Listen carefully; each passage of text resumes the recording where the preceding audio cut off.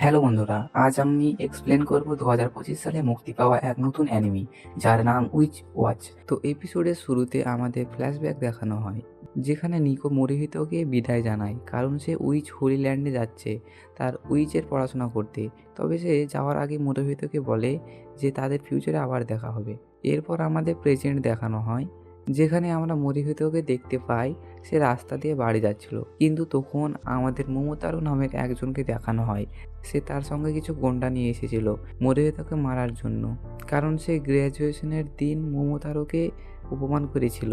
কিন্তু মোরিহিতোর এই সম্পর্কে কিছু মনেই নেই, আর প্রেজেন্ট সময় মোরিহিতো আবার তাকে অপমান করে কালফিশ বলে।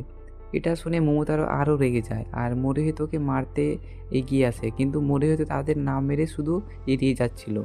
এরপর আমাদের দেখানো হয় মোরিহিতো বাড়িতে, আর তার মুখে ব্যান্ডেজ লাগানো, আর তার বাবা তাকে বলছিল তুমি শুধু তোমাকে মারতে দিয়েছো। তখন মোরোহিত বলে আমি যদি তাদেরকে মারতাম তাহলে তারা আধমরা হয়ে যেত। এরপর তার বাবা তাকে নিকোর সম্পর্কে জিজ্ঞাসা করে।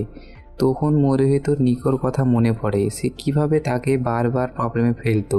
তারপর তারপর তার বাবা বলে যে নিকোর ট্রেনিং কমপ্লিট হয়ে গিয়েছে আর সে আবার ফিরে আসছে। তিনি আরও বলেন যে নিকো মোরোহিতোকে তার ফ্যামিলিয়ার বানাতে চায়।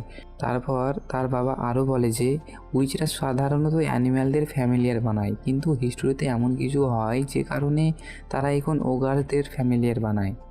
এটা শুনে মোরিহিতো তার বাবাকে নিকোর ফ্যামিলিয়ার হতে বলে, কিন্তু সে বিজনেস ট্রিপের জন্য বাইরে যাবে আর নিকোর মা কিছু কারণের জন্য উইচ হোলি ল্যান্ডে থাকবে। তাই এখন থেকে মোরিহিতো আর নিকোকে একসঙ্গে থাকতে হবে।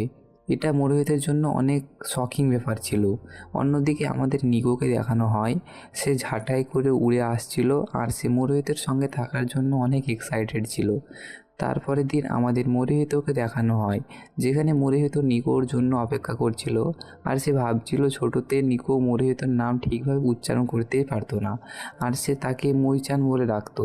এসব ভাবতে ভাবতে সে যখন আরাম করছিল তখন জানালা ভেঙে নিকো এন্ট্রি করে।